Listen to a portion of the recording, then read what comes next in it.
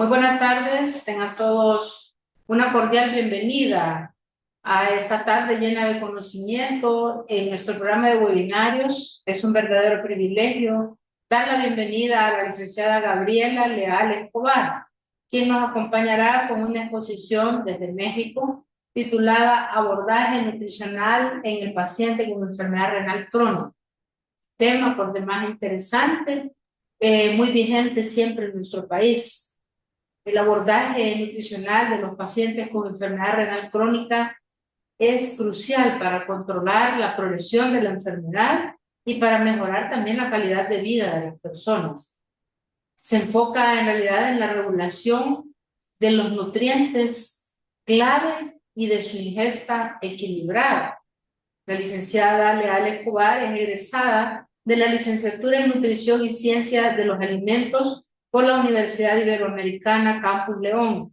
Su trayectoria académica se ha fortificado con una especialidad en nutriología clínica, cursada en la Universidad Autónoma de Nuevo León, y una maestría en nutriología aplicada por la Universidad Iberoamericana Campus Ciudad de México. Actualmente forma parte del equipo del Departamento de Nefrología del Instituto Nacional de Cardiología Ignacio Chávez, institución de referencia nacional e internacional en esta temática tan importante y en la investigación de las enfermedades crónicas. Desde esta posición, la licenciada Leal brinda atención nutricional especializada a pacientes con enfermedad renal crónica, integrándose de forma muy activa al manejo multidisciplinario para lograr un abordaje integral y también humanizado de los pacientes. Su compromiso con la ciencia y la mejora continua de la práctica clínica también refleja su participación en el ámbito de la investigación, que ha sido parte de equipos de autores del artículo de revisión titulado Nutrición y diálisis peritoneal, fundamentos y aspectos prácticos para la prescripción dietética, publicado en la reconocida revista médica del Instituto Mexicano del Seguro Social. A través de su labor clínica, académica y científica, la licenciada Leal Escobar ha demostrado un firme propósito con el bienestar de sus pacientes, promoviendo la nutrición como una herramienta clave para mejorar la calidad de vida y optimizar el abordaje terapéutico de los pacientes. Estamos seguros que esta presentación va a ser de gran valor para la claridad científica que se va a impartir en este momento. Con mucha expectativa, le damos una cordial bienvenida al Instituto Nacional de Salud y al Sistema Nacional Integrado de Salud de El Salvador. Solicito a todos los participantes mantener cerrados sus salidas de video y audio para captar la atención a nuestra ponente. Le cedo la palabra, estimada licenciada, y al final las preguntas por el chat. Muchísimas gracias. Agradezco la invitación al comité organizador. Sin más preámbulo, me gustaría empezar con esta diapositiva donde pues al menos nos recuerda que en México 11% de la población, en El Salvador algunos datos asociados a un 12.8%, casi 13% de la población en general, se estima que cursa con algún grado de enfermedad renal crónica. Estos números van en ascenso, así como el interés en intervenciones nutricionales que se han documentado que son pilar en el tratamiento y evolución del paciente. Es por eso que en los siguientes minutos revisaremos el tema de aspectos nutricionales en el paciente con enfermedad renal crónica. Y para ponernos en contexto, me gustaría empezar con esta gráfica, esta tabla que representa los grados de la enfermedad renal crónica basados en la tasa de filtrado glomerular. Justamente por definición, podemos decir que aquel paciente que tiene una tasa de filtrado menor a 60 ya se categoriza como paciente con daño renal. Sin embargo, pues bueno, esta definición se complementa con estudios de imagen, entre otros estudios. Pero desde el punto de vista nutricional, aquel paciente que cae en esta categoría, el abordaje nutricional se caracteriza por ser de un tratamiento conservador. ¿Y a qué nos referimos con esto de tratamiento conservador? Pues bueno, es una intervención nutricional en la cual el objetivo va a ser preservar esta función renal y consigo retrasar el inicio de alguna modalidad de terapia de sustitución, que con esta nos referimos a diálisis peritoneal, hemodiálisis o trasplante. Para lograr este objetivo, la alimentación forma parte del abordaje integral, contribuyendo de forma importante a retrasar la progresión del daño renal. ¿Y qué se ha hecho por muchísimo tiempo para justamente lograr este objetivo desde el punto de vista nutricional?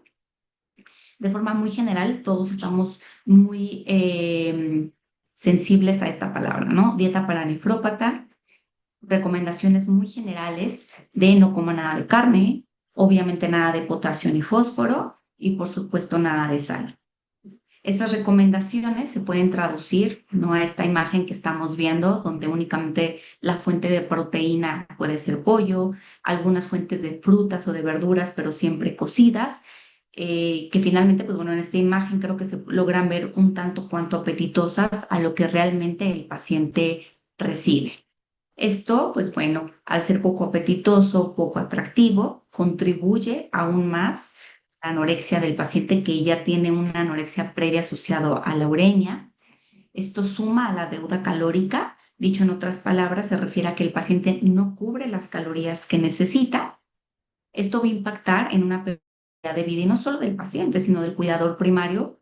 Suma estrés, ansiedad e incrementa el riesgo de desgaste proteico energético, que es como se le conoce al síndrome que caracteriza a aquellos pacientes que tienen desnutrición, pero que la etiología es proinflamatoria, como es el caso de los pacientes con enfermedad renal crónica, incrementando el número de complicaciones y mayores números asociados a mortalidad.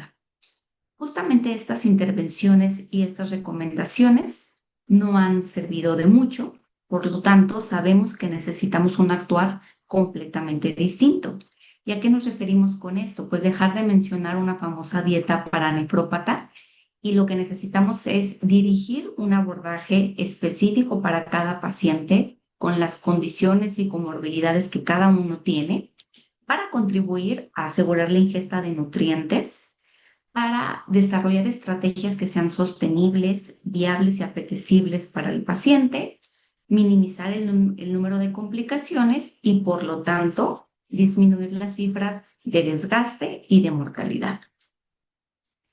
Y es entonces que se habla de posturas o intervenciones mucho más flexibles que están basadas en el paciente, y estas nuevas propuestas o estas nuevas corrientes han sido pues bien aceptadas por la comunidad de nutriólogos que están enfocados en la nutrición renal, así como los médicos que están involucrados en esta área.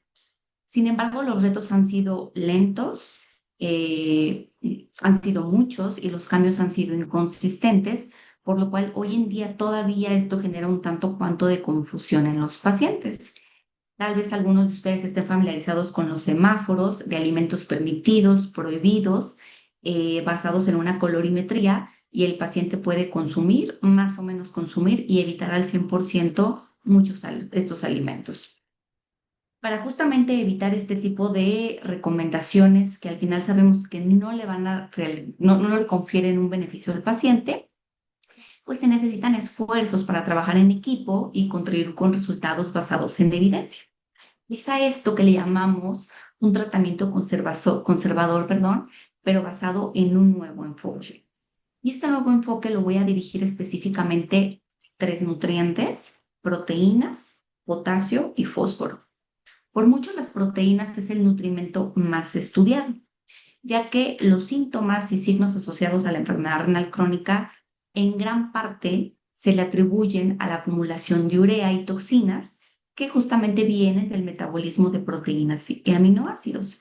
Por lo tanto, suena lógico que para preservar la función renal, evitar mayor uremia, pues se recomienda una restricción de proteína para retrasar el inicio de la terapia de sustitución renal. Pero finalmente, la disminución en la tasa de filtrado glomerular, pues la podemos ver documentada desde un grado 1 y grado 2, que por tasa de filtrado glomerular, ahí todavía no podemos definir como tal daño renal. Sin embargo, en estos estadios o en estos grados, ¿qué es lo que se sugiere realizar? Bueno, cuando la tasa de filtrado está por encima de 60, pero la función no es un 100%, se sugiere desde el punto de vista nutricional dar recomendaciones dietéticas como le daríamos a la población en general. Hay que tener mucho cuidado con esta recomendación tan general, ya que está bien documentado que hoy en día la población en general tiene dietas hiperproteicas que aseguran al menos 1.5 gramos por kilo de proteína con la intención de perder peso y control metabólico. Sin embargo, este 1.5 no es el único que nos genera ruido, sino la calidad de proteína, donde se ha documentado que carnes rojas, carnes procesadas en general, pues con el tiempo van a incrementar el riesgo de albuminuria, mayor presión intraglomerular e hiperfiltración, lo que esto va a lesionar el glomérulo y afectar de manera negativa al riñón. Es por eso que en general todos deberíamos de consumir, sin considerar otras variables, de 0.6 a 0.9 gramos por kilo de proteína, sin ajustar a actividad física, entre otros aspectos que pudieran incrementar el aporte de esta.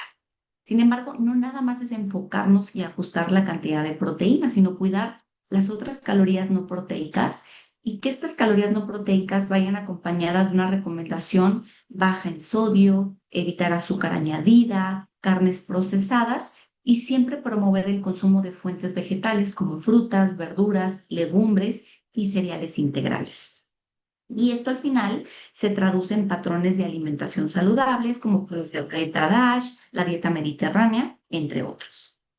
Cuando finalmente ya nos encontramos con un paciente que tiene una tasa de filtrado menor a 60 y por lo tanto ya cubre con alguno de los puntos para definir enfermedad renal crónica, las guías, ¿qué es lo que sugieren para su manejo? Al menos las guías Kadoki en pacientes con etapa 3 a 5 que no viven con diabetes y que metabólicamente están estables, podemos dar un aporte de proteína o una restricción de hasta 0.5 máximo 0.6 gramos por kilo de proteína.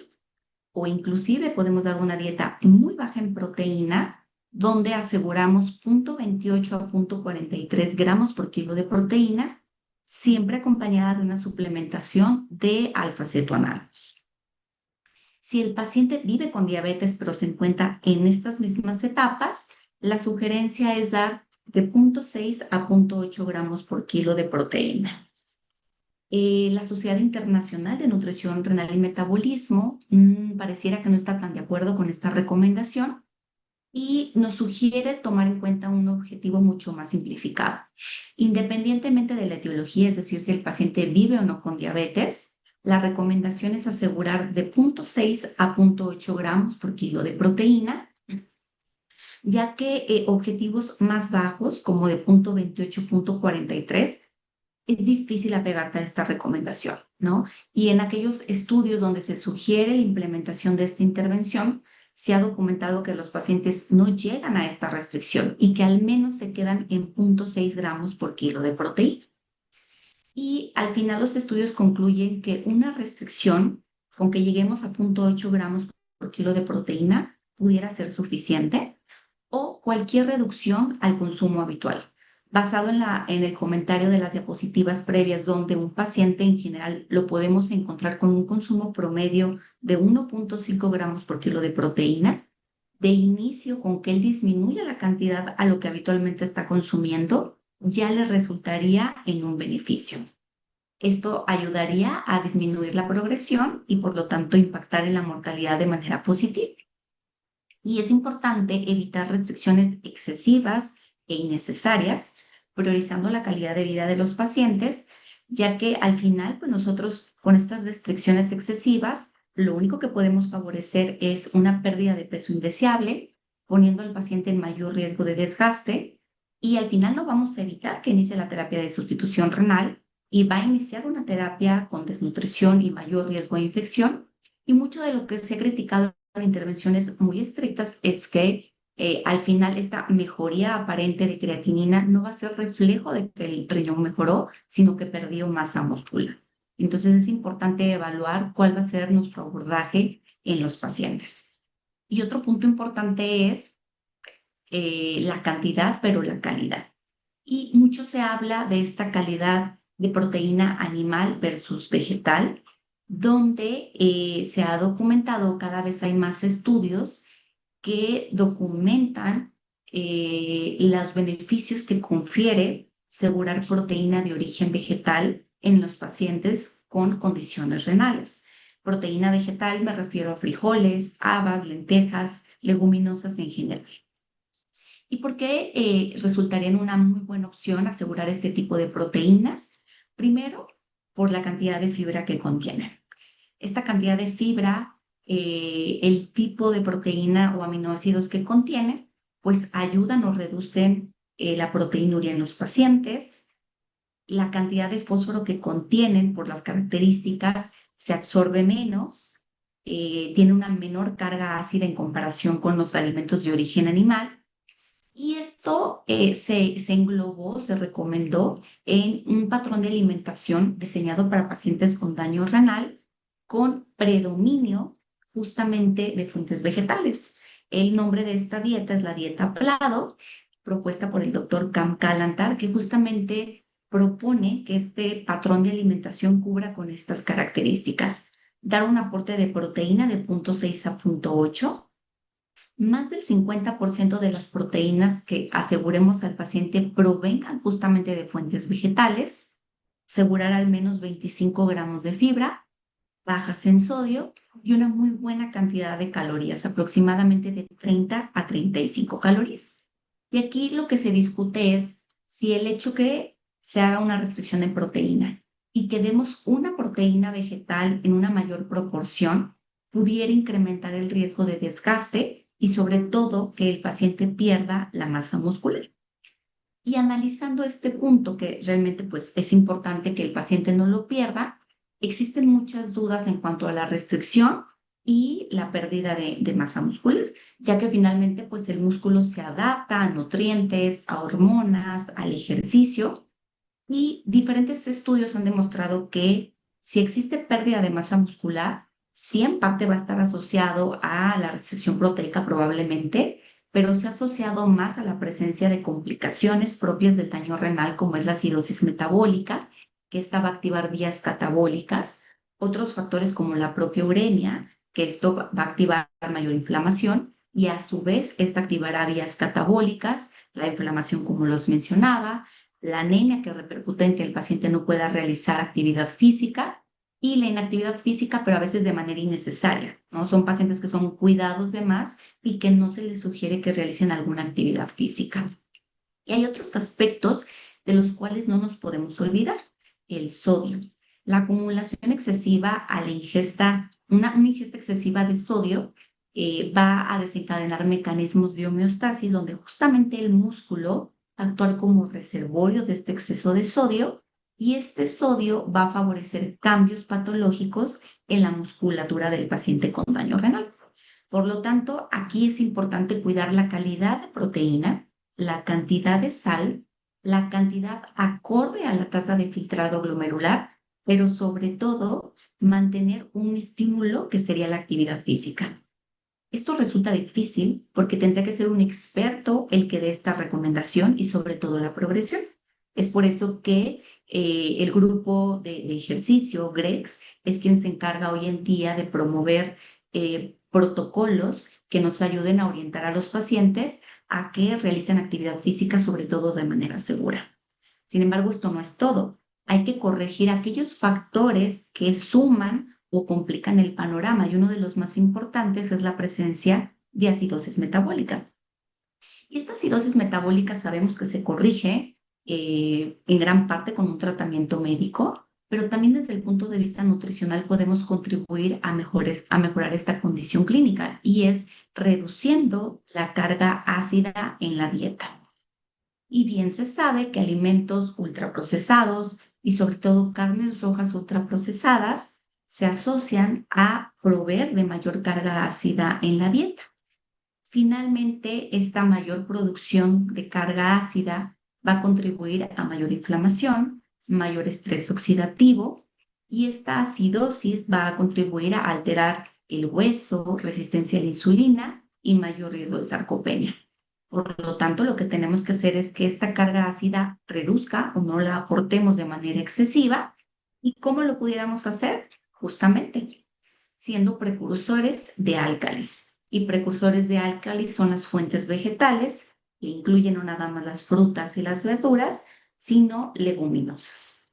Entonces, este es otro punto importante que justifica el por qué es seguro, por qué debemos asegurar las fuentes vegetales, que lejos de empeorar el panorama, ayuda y disminuye el riesgo para desgaste y tampoco va a impactar de manera negativa en la masa muscular, sino hay que asegurar la calidad, cuidar el sodio, cuidar las comorbilidades y sobre todo mantener el estímulo que sería la actividad física. De tal forma que la proteína, de manera general, quedaría en una recomendación según las guías actualizadas en el 2020 de 0.55 a 0.6 gramos por kilo de proteína. La recomendación continúa a pesar de las posturas contradictorias en cuanto a una restricción excesiva que sería de 0.28 a 0.43, que si se realiza siempre tiene que ir acompañada de alfa-cetoanálogos y en pacientes que viven con diabetes no ser tan extremos en la restricción de proteína. Sin embargo, cualquier episodio catabólico, independientemente de la tasa de filtrado glomerular, siempre hay que incrementar el aporte de proteína, donde 1 gramo por kilo de proteína al menos pudiera ser prudente. A pesar de lo que ya se sabe en la literatura de los beneficios, donde debemos de asegurar las fuentes vegetales, pues hoy todavía en día existen estas recomendaciones, probablemente que deberían cambiarse paulatinamente sobre el evitar este tipo de alimentos, ¿no? Entonces, justamente es lo que hoy en día se trata de justificar con investigación de la seguridad y los beneficios al mediano y largo plazo del asegurar fuentes vegetales. El otro nutrimento que vamos a revisar pues va a ser el potasio, uno de los elementos más temidos. ¿Y por qué? Porque finalmente el potasio, valores elevados o por debajo, se van a asociar a alteraciones electrofisiológicas en el sistema neuromuscular y cardíaco. Esto se asocia pues a debilidad muscular, se asocia a mayor riesgo de hipertensión, arritmias y mayor mortalidad. Y a medida que la función renal disminuye, incrementa el riesgo de estas alteraciones. Los valores de potasio en sangre deberían de ser de 3.5 a 5 y hoy la recomendación de las guías, a diferencia de las guías del 2012, es que no te dan un número de 1000 equivalentes que debes asegurar en la dieta. Simplemente te sugieren de manera muy inteligente restringir solamente en caso que sea necesario. De tal forma que no en todos los pacientes veremos la necesidad de hacer una restricción porque no todos los pacientes van a cursar con hipercalemia.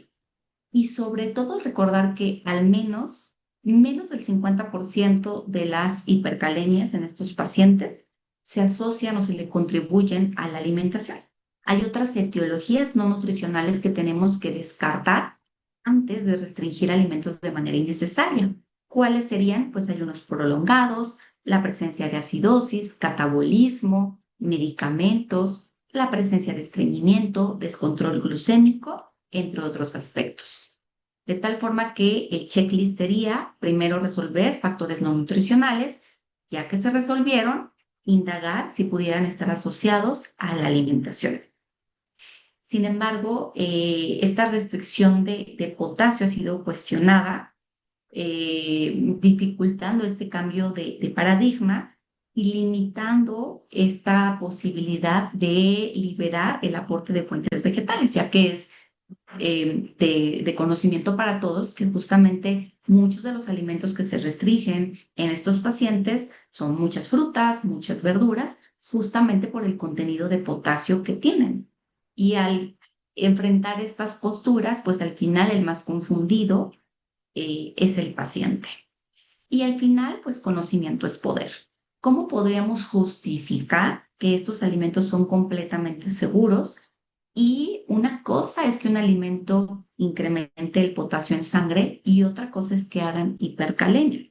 Yo puedo comer un alimento dulce y que me eleve la glucosa, o puedo consumir un alimento y que genere o detone una hiperglucemia. Eso es completamente distinto.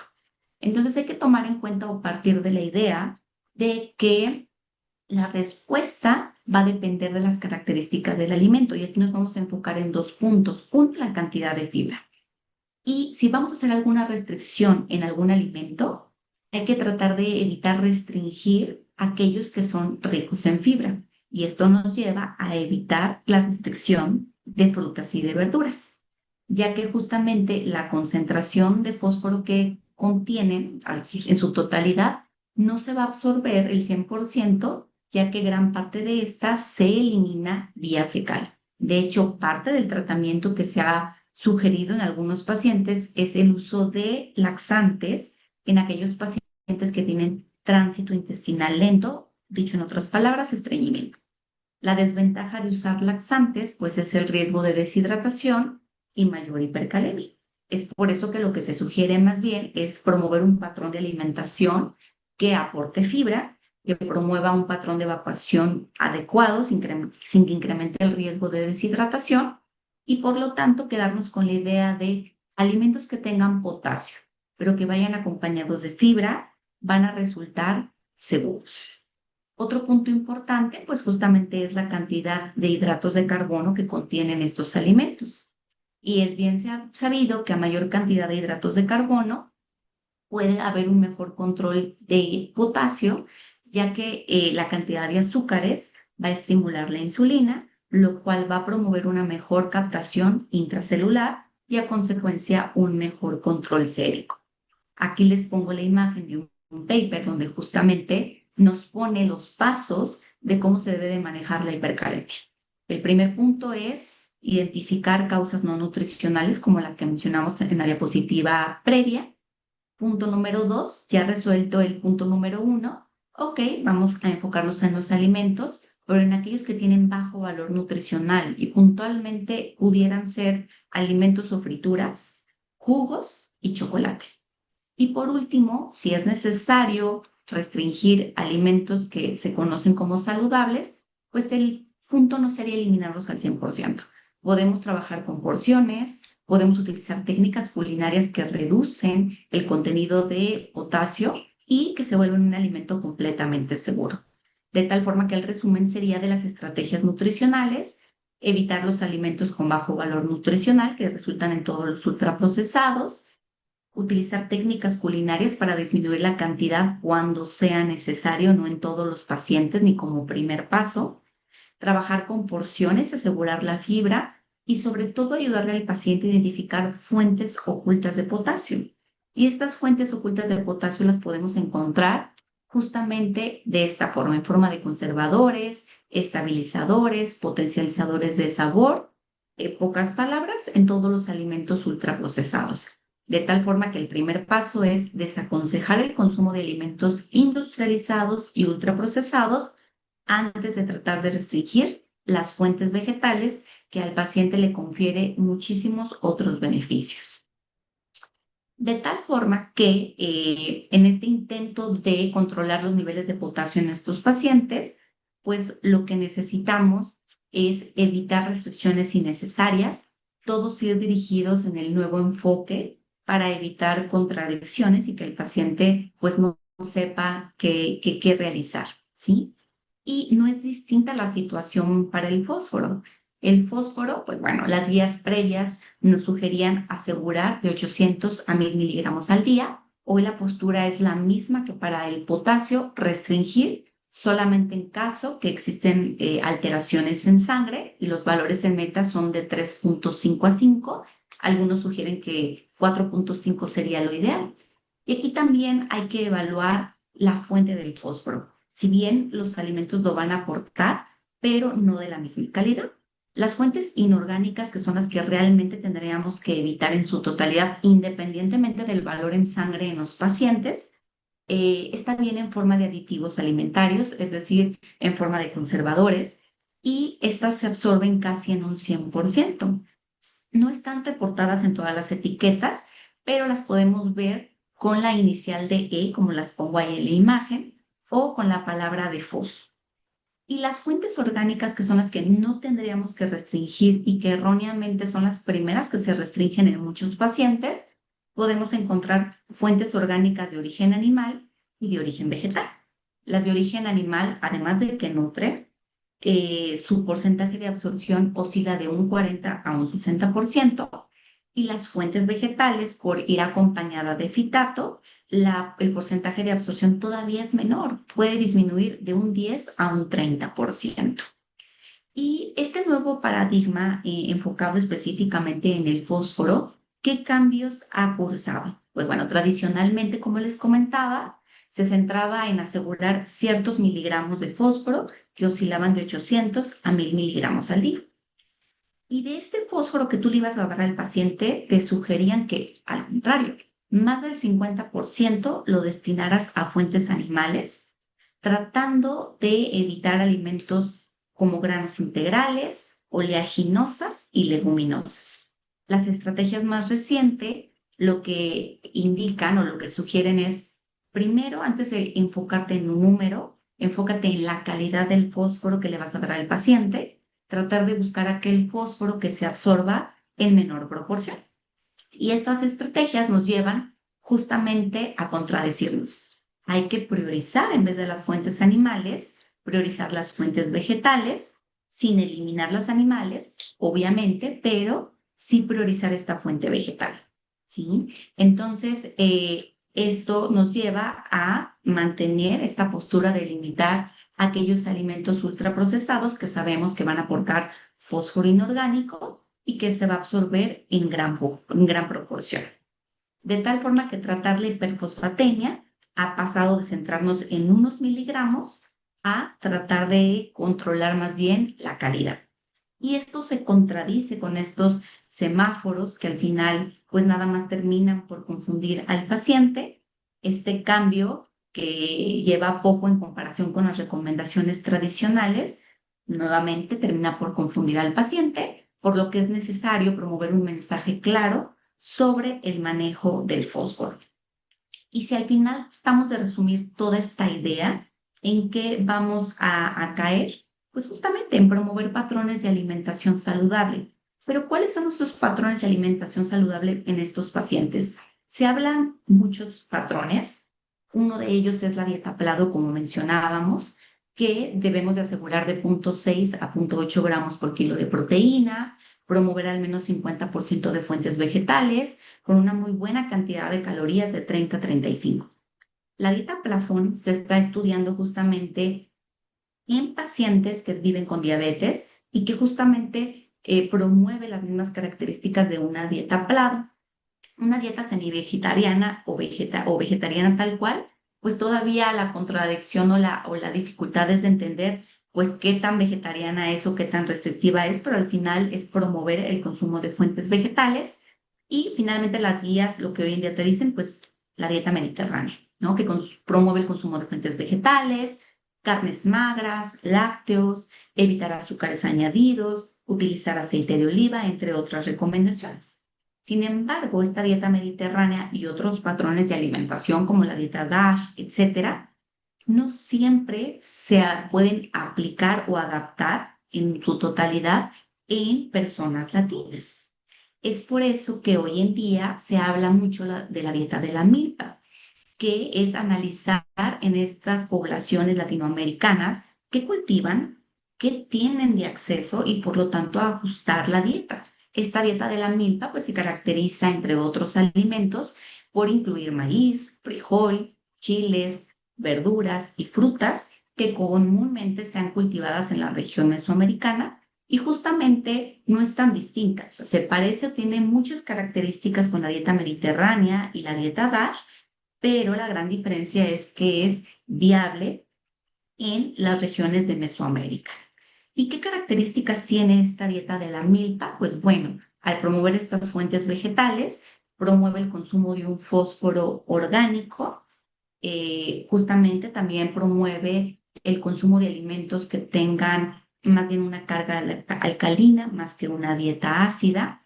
El promover el consumo de leguminosas, pues es una fuente de proteína que provee de álcalis, de fibra, lo hace sostenible, es algo rico para el paciente. Y sabemos que además el asegurar fibra va a tener un impacto positivo en el microbioma intestinal, que también mucho ya se está estudiando de estas toxinas intestinales, el famoso pecresol, indoxil sulfato. El control del potasio pues se va a lograr porque estamos promoviendo el consumo de fuentes vegetales que puede ir acompañados de fibra, pues el control va a ser muchísimo mejor y sobre todo menor inflamación. En gran parte, pues, por los compuestos fenólicos, pero también por el aporte de la fibra. Y al final, el patrón de alimentación que se adapte para nuestro paciente, ya sea DASH, Mediterránea, Plado, Milpa, pues se caracterizan por estos puntos: más fuentes vegetales, menos alimentos procesados. Y al final, a mí lo que me gusta decir a los pacientes: tú encárgate de que tu plato, cuando lo veas, veas más cáscaras y menos etiquetas. Y así te ahorras de sal añadida, azúcar añadida, conservadores, aseguras fibra, aseguras bases, que al final sabemos que de alguna u otra manera, en mayor o menor grado, esto siempre le va a venir bien al riñón. Esto sería distinto para los pacientes con terapia de sustitución renal, y con esto me refiero a pacientes con diálisis, hemodiálisis y trasplante. Y pues bueno, cuando el paciente ya inicia alguna terapia de sustitución renal, pues sí podemos hacer algunos ajustes. En cuanto a energía, pues bueno, podemos dar de 25 a 35 calorías, siempre individualizando a los requerimientos de cada paciente, es decir, podemos dar más, podemos dar menos dependiendo de mi objetivo. Y aquí la gran diferencia es que tenemos que reponer las pérdidas de nutrientes que existen en el dializado, principalmente las proteínas. Entonces, migramos de una recomendación de 0,6 a 0,8 a dar una dieta hiperproteica que puede ser de 1 a 1,2. Esta recomendación todavía se puede individualizar si en hemodiálisis estamos hablando de terapias convectivas, donde no hay una recomendación puntual, pero esta terapia convectiva, hablando específicamente de hemodiafiltración, pudiera hacer que el paciente requiera un poquito más de proteína, y en el caso de diálisis peritoneal, los transportadores altos pudieran beneficiarse de un poquito más de proteína. Y sin duda, procesos infecciosos también asegurarían un mayor aporte de proteína. Pero, ¿qué hay en cuanto a los patrones de alimentación saludable? Estos se deben de mantener. Esta postura, esta idea de asegurar fuentes vegetales se debe de mantener. ¿Por qué? Porque van a acompañarse de fibra, que sabemos que es un paciente que va a seguir cursando con inflamación por otros factores, entre ellos el propio catéter, las soluciones dializantes, las membranas, las pérdidas de nutrientes. Y al final, un paciente bien dializado, además del medicamento, de la terapia, debe de estar en metas tanto de potasio como de fósforo. Inclusive hay estudios específicamente en el caso de diálisis peritoneal, las bolsas son libres de potasio. Entonces, independientemente de la etiología, de la cantidad de volumen urinario que tenga el paciente, el potasio debería de estar controlado. En el caso de hemodiálisis, pues probablemente pudiera haber un poquito más de alteraciones, ya que las soluciones tienen alguna base de potasio. Hay algunos estudios que dicen que no tiene nada que ver, pero al final es cómo están los laboratorios y basado en eso hacer una restricción, pero no total, ¿sí? Trabajar con porciones y apoyarnos de técnicas culinarias en el supuesto que esto sea necesario. Y sobre todo pensar del gran beneficio que van a tener los pacientes cuando estamos hablando de terapias incrementales, porque nos quedamos en un área gris cuando mi paciente tiene alguna terapia de sustitución, pero no tiene una dosis plena. Es decir, es un paciente que necesita hemodiálisis, pero no recibe las 3 sesiones por semana, con una es suficiente. O en el caso de diálisis peritoneal, que haga menos recambios que una dosis plena, definido como 3 o 4 recambios al día, porque todavía preservan función renal residual. Entonces, la intención con la nutrición también sería contribuir a preservar esta función renal residual, y entonces aquí puedes hacer una combinación de estrategias, ¿no? Cuidar la calidad de la proteína, tal vez incrementarla no tanto como a una dosis plena, pero siempre apostándole a patrones de alimentación saludables. ¿Y qué hay en el trasplante renal? En el trasplante renal, pues bueno, esto lo podemos dividir en 2 etapas: en la etapa inmediata y tardía. La inmediata dura los primeros 3 meses, que puede ser en la parte hospitalizada y a su alta. Y aquí finalmente, pues tenemos que ajustar el aporte de calorías, ¿no? También se da una recomendación de 25 a 35 que podemos ajustar a los objetivos de cada paciente. Y en cuanto a la proteína, Pues en la fase inicial dejar una dieta alta en proteína para promover la cicatrización, para del total de calorías no dejar tanto hidratos de carbono para evitar mayores complicaciones asociadas a los esteroides y varios de los medicamentos. Y ya en la fase crónica, pues tenemos que hacer un ajuste en la proteína, ¿no? Dejar lo que a la población en general le dejaríamos, tal vez empezar con 1,8 y seguir, ¿no? El circuito esperado que pues sabemos que en un punto este injerto pudiera fallar, ¿no? Entonces, monitorear la creatinina y basado en eso, pues ir haciendo ajustes en cuanto al aporte de proteína. Y muy importante en el trasplante renal, hacerle frente a los efectos indeseables de los medicamentos, que son muchos, pero metabólicamente es la gran proporción, por mencionar algunos, alteraciones en los valores de glucosa, en el perfil de lípidos. Por eso es importante que el patrón o la dieta que le demos sea correcta en calidad, cantidad, carbohidratos de buena calidad, lípidos de buena calidad, una correcta hidratación y sobre todo que este patrón de alimentación sea enfocado en la inocuidad, porque adicional, pues bueno, sabemos que por los inmunosupresores el paciente incrementa el riesgo de infecciones, entonces tenemos que cuidar la higiene de la alimentación y el asegurar fuentes vegetales, pues nos ayuda a cuidar la función del riñón, pero además esta fibra de alguna manera nos pudiera ayudar con el efecto de los medicamentos. Por lo tanto, debemos de migrar esta terminología de dieta para nefrópata a promover patrones de alimentación saludable donde se cubran las características de los requerimientos basados en la etapa de cada paciente, ¿no? Y que esto además lo podamos ajustar a sus preferencias, a su cultura, a sus hábitos y verlo como un todo, no nada más enfocarnos en un solo nutrimento, sino como un todo. No hay que dar una recomendación de no coma carne o coma mucha carne si está en terapia de sustitución. Hay recomendaciones puntuales de cuánta proteína deben de consumir, las cuales todavía las tenemos que ajustar a las características propias del paciente y de la terapia. Y siempre hay que tratar de que promovamos el consumo de fuentes vegetales. Y este término de proteína de alto valor biológico o de menor, no, simplemente son proteínas con diferente perfil de aminoácidos que se pueden complementar. Una no es más que la otra. Lo importante es combinarlas para que podamos ofrecer una proteína de calidad para el paciente.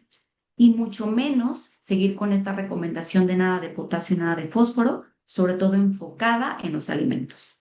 Hay que revisar los valores séricos, ver qué paciente se beneficia de una restricción, documentar las fuentes no nutricionales y en vez de decir nada de frutas, nada de verduras, tratar de controlar porciones y utilizar técnicas culinarias cuando esto sea necesario.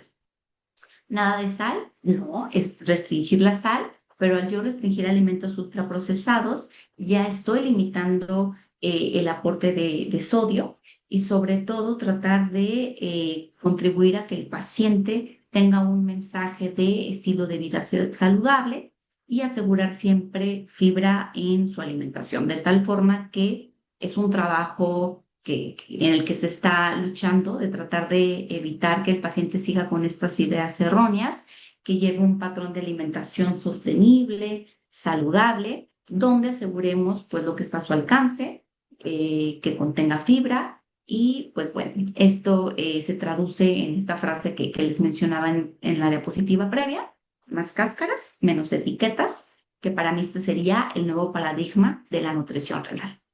Muchísimas gracias por su atención y pues quedo abierta para cualquier comentario o pregunta. Gracias, estimada doctora, licenciada, que hay varias preguntas aquí, algunas muy extensas, voy a tratar de resumirlas. Primero agradeciéndole su excelente ponencia, tiene una muy buena audiencia. Es la hora de la comida aquí en El Salvador y mire, ha sido bien escuchada, bien recibida. ¿Qué pruebas bioquímicas son claves para monitorear la eficacia del plan nutricional? Ok, muchísimas gracias. Bueno, va a depender obviamente de la etapa y sobre todo más que la etapa, los valores meta que vamos a utilizar en cada terapia, ¿no? Y lo mismo que el médico evalúa es lo que nosotros como nutriólogos tendremos que medir. En el caso de un tratamiento conservador, que estamos restringiendo la proteína, pues evaluar las toxinas que son comunes, urea, BUN, creatinina, y no hay una meta como tal. Lo único que sabemos es que vamos a restringir o vamos a dar una dieta suficiente para que esta creatinina y este BUN idealmente disminuya, pero si se mantienen, porque no estamos desnutriendo al paciente, está bien, ¿no? Y el control de electrolitos, que la primera intervención o lo ideal es que no restringamos las fuentes vegetales. Entonces yo sugeriría monitorear BUN, creatinina, electrolitos y por lo menos cada 3 meses el perfil de lípidos. Y en el caso de terapias de sustitución, que sería hemodiálisis o diálisis peritoneal, es evaluar lo mismo, pero sí tener claro que las metas de creatinina y de BUN son completamente distintas. Ya tienen una terapia que sustituye la función del riñón, pero no es un riñón, de tal forma que las metas no pueden ser como un paciente sano. Entonces, las metas de creatinina, que ya van a ser reflejo más de la masa muscular, son de 9 a 15, mínimo 7, y en el caso de BUN de 40 a 60, como reflejo del consumo de proteínas, máximo 80 sin que el paciente tenga datos de uremia, y las metas de electrolitos pues serían exactamente las mismas. Nunca olvidar el perfil de lípidos, porque esto también nos va a hablar de que el paciente está consumiendo suficientes calorías y, a diferencia de la población en general, al menos colesterol y triglicéridos mínimo que estén en 100. Si está tomando un medicamento, tal vez cardioprotector, que va a llevar a los triglicéridos por debajo de la meta, no sé, 50, 60, 80, lo que sea, bueno, está justificado. Pero si no tiene medicamentos para dislipidemia, mínimo 100, porque eso sí no incrementa el riesgo de desgaste proteico energético. Muy bien, muchas gracias. Hay una pregunta adicional que dice, ¿qué estrategias nutricionales se recomiendan para manejar la anemia y el déficit de hierro en estos pacientes? Perfecto. Algo muy importante, y lo primero que tenemos que entender es resolver una anemia en el contexto de daño renal desde el punto de vista nutricional. Lo creo bastante complicado, porque la anemia responde a una enfermedad renal crónica, de tal forma que puede haber un déficit importantísimo de hierro, ¿no? Que si tú le dejas al paciente hierro, ni siquiera en los alimentos, suplementado con pastillas, lo que tú quieras, la absorción va a estar disminuida por la propia inflamación, por el edema. Muchas veces las reservas de hierro podrán estar bien y la anemia resuelve con eritropoyetina y no hay un alimento que te va a otorgar eso. Entonces, lo que tenemos que hacer es analizar bien los laboratorios y ver la cinética de hierro, enfocándonos bastante en el porcentaje de saturación de hierro, intentando que las metas estén lo más cercano a 30. Si estos están disminuido, el tratamiento es vía oral y lo ideal es intravenoso porque va a estar disminuida la absorción. Ya que las reservas están bien, el siguiente paso es eritropoyetina. Y la nutrición lo único que va a hacer es contribuir a las reservas. En un paciente que tiene tratamiento conservador, pues se contradice, ¿no? O sea, yo le estoy quitando fuentes de hierro, que serían, no sé, carnes rojas. En el caso de terapias de sustitución, pues claro que las puedo promover, pero resolver una anemia lo veo bastante complicado. Entonces ahí más bien lo que toca es entender cuáles son hasta cierto punto nuestras barreras, pero sí podemos contribuir a proveer fuentes de hierro, pero que, repito, no van a resolver una anemia en este contexto. Importante, importante acotación. Aquí hay una pregunta que al final se responde sola y se nos podría dar ejemplos de desayuno, almuerzo y cena saludables para estos pacientes un día o explicarle, sería mejor pasarlo a un nutricionista al paciente. Excelente conferencia. Ah, muchas gracias. Sí, claro que sí. O sea, yo sugiero siempre trabajar de la mano, pero tratar de llevar esta frase y recordárselas, ¿no? Más cáscaras, menos etiquetas. Y en tratamiento conservador, yo les digo a los pacientes, traten de formar un triángulo de seguridad en cada tiempo de comida. Y literal les pongo así el triángulo. Uno va a ser la proteína. Tú destinas cuál proteína es la que le conviene basado en su terapia o no del paciente. Carbohidratos, pues que aseguren frutas, verduras, cereales saludables y grasas saludables, que utilicen aceite, aguacate, ¿no? Dejar de satanizar estas fuentes vegetales para que justamente probemos de esos alimentos saludables. Más cáscaras, menos etiquetas. Está bien. ¿Cómo puede el equipo multidisciplinario colaborar eficazmente para optimizar el abordaje nutricional de estos pacientes? Pues hablando del equipo, yo creo que la comunicación efectiva, ¿no? que el nutriólogo, enfermera, psicólogo, trabajador social, médico, todos estemos dispuestos a la comunicación, ¿no? Estar en constante retroalimentación para que al final el beneficiado sea el paciente. Y cuando existan estas diferencias de opinión, por ejemplo, esto de, no sé, a lo mejor enfermería, tal persona diga, no, que no coma plátano, que no coma jitomate, que no coma aguacate, y tú sabes o lo quieres implementar, pues hacer revisión de la literatura, ¿no? Creo que al final, como lo mencionaba, conocimiento es poder y agregar comunicación efectiva en el equipo. Claro, excelente conferencia, dicen acá. ¿Qué alimentos de origen vegetal recomienda según la calidad proteica? ¿Cuántos gramos de proteína tiene una onza de ese alimento? Ya. La verdad es que todas las proteínas de origen vegetal, la estrategia más correcta sería combinarlas, ¿no? Evitar que un paciente sea muy monótono en una sola fuente de proteína, ¿no? Leguminosas, que dé combinaciones, frijol, lenteja, garbanzo, no que toda una semana se agarre comiendo frijoles. Esa combinación va a ser la idónea. Para que este aminoácido se cubra en su totalidad de todo el perfil, pues combinarla con un carbohidrato como tortilla, como arroz, camote, papa, etcétera. Y bueno, el aporte de proteína es por porción, pues realmente representa lo mismo que uno de origen animal, que podemos ir desde 7 a 10 gramos. Aquí lo que se critica es el perfil de aminoácidos, ¿no? Pero esto se resuelve al combinar el tipo de leguminosa. Sí, o sea, el tipo de leguminosa, mientras le dé variedad, con eso estamos seguros que esto se va a resolver. Interesante también. En pacientes con enfermedad renal crónica con bajo peso y que no han iniciado diálisis, ¿se usa el peso real o el peso ideal para calcular la dieta? Ahí va a depender de cuánto está comiendo el paciente y la pauta te la va a dar él, ¿no? Si nosotros tomamos como base las guías de 25 a 35 calorías, pero yo veo que mi paciente está bajo de peso, mi lógica daría, dale más calorías si se puede, dale 40. Yo hago su recordatorio y resulta que el paciente está consumiendo 13. Pues entonces ahí tu primera meta que sea 25, ¿no? Pero primero tienes que basarte en cuánto está comiendo el paciente.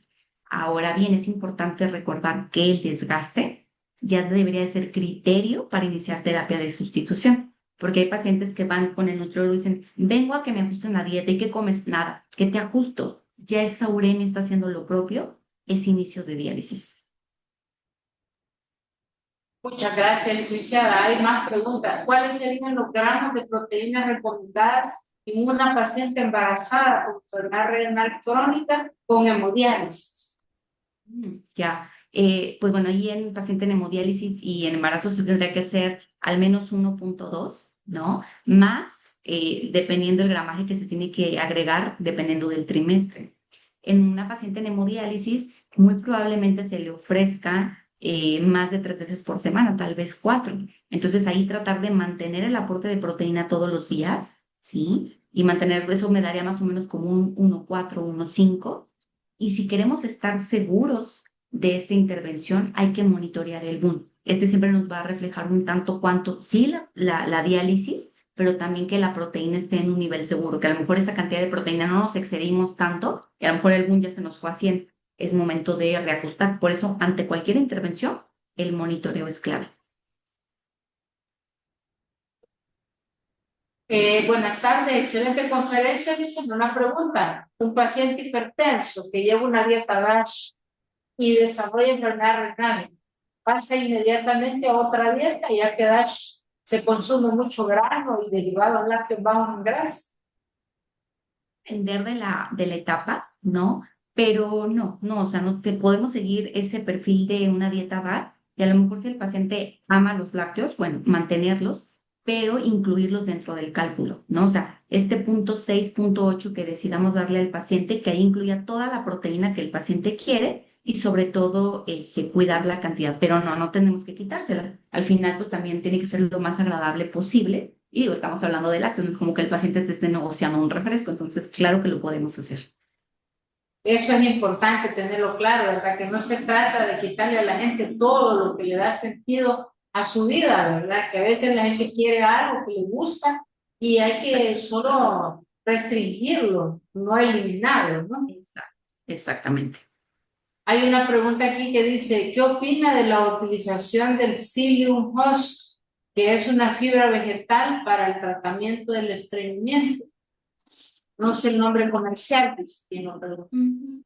Sí, está bien. El asegurar fibra está perfecto, sobre todo en pacientes que, bueno, tienen problemas crónicos de estreñimiento, sobre todo pacientes que viven con diabetes. Otra fibra que es un prebiótico y es completamente seguro y es donde la evidencia es contundente, es con la inulina de agave en polvo. Entonces, el paciente puede consumir una cucharadita todas las noches. Si le empieza a generar un poquito de inflamación, pues bueno, hay que bajarle a media cucharadita y esta intervención de fibra la pueden dejar por en tratamiento conservador o en terapia de sustitución sin que esto se traduzca en un riesgo de deshidratación por una diarrea, ¿no? Pero sí, está perfecto asegurar la fibra porque sí, en efecto, no siempre la vamos a alcanzar. muy bien. Hay una última pregunta que dice, ¿qué papel juegan los suplementos nutricionales y las vitaminas en pacientes renales como complemento nutricional? Ok. El primer paso es no, o sea, tratar de hacer maravillas con los alimentos. Si no cubrimos, pues entonces utilizar complementos, ¿no? A lo mejor el 50% lo voy a cubrir con el requerimiento por parte de algún módulo o algún complemento. La diferencia de módulo y complemento es que un complemento es una polimérica que contiene varios nutrientes y yo veo cuál es la que se adapta más a mi paciente. Y hay algunas comerciales específicas para pacientes con daño renal que están con y sin terapia de sustitución. Si yo veo que a mi paciente le falta específicamente carbohidratos, grasa o proteína, pues bueno, yo complemento lo que me falta con un módulo que puede ser proteína en polvo. Si le faltan grasas, pues puede ser literal aceite de oliva, ¿no? Y en el caso de terapia de sustitución, que luego es el que nos preocupa más, porque es el que es una dieta hipercalórica, hiperproteica, casi que siempre lo que nos falta es la proteína. Entonces, no necesariamente tiene que ser un complemento, puede ser nada más un módulo que pueden ser estas proteínas. Y antes de hacer eso, habrá que dar un paso para atrás y decir, ¿por qué no estás comiendo? Porque a lo mejor lo que te estoy dando no se te antoja. Y muchas veces lo que estamos satanizando es las grasas y las grasas le dan muchísimo sabor a los alimentos. Entonces, lo primero es estructurar la etiología de por qué el paciente no está comiendo. Y bueno, si es en un proceso así, podemos utilizar módulos o complementos. Y en cuanto a la suplementación de vitaminas, hay que ser muy cautelosos. Muchos de los multivitamínicos económicamente viables y disponibles en Latinoamérica tienen un exceso de ciertas vitaminas en algunos pacientes y sobre todo algunas que no se sugieren dar como la vitamina A. Entonces, ¿cuáles sí se sugiere suplementar? Pues la vitamina D. Esa se tiene que medir, pero yo sí estoy a favor de que la suplementación sí la tendría que dar el médico y obviamente no que es que el nutriólogo quede fuera, ¿no? Pero luego muchas veces es algo tan complejo, ¿no? Podemos hacer hasta, lejos de ayudar, podemos empeorar la situación, específicamente el fósforo. Si tienes un paciente con hiperfosfatemia y se te ocurra dejarle vitamina D, lejos de ayudar, puedes empeorar el cuadro. Entonces, creo que necesitamos estar de la mano. Yo seré un poquito más cautelosa con la suplementación. Si yo lo que busco es vitaminas, minerales, libera de la dieta, dale fuentes vegetales. Ahí viene la respuesta como primer paso, que el paciente coma, tal vez nada más con que coma, obviamente va a haber algunas pérdidas, pero sí ser un poquito cautelosos. Hay algunos suplementos o multivitamínicos en Estados Unidos que sí se adaptan a los requerimientos, entonces nada más sería cuestión de revisar las etiquetas que se adapten y que no tengan sobre todo vitamina A, porque eso sería no recomendable. Muy bien, han sido muy valiosas todas sus intervenciones y respuestas y su conferencia, muy importante. Excelente conferencia y un gusto de tenerla con nosotros en este análisis. Gracias. Muchísimas gracias a ustedes. Hasta luego. Carlos, hasta pronto.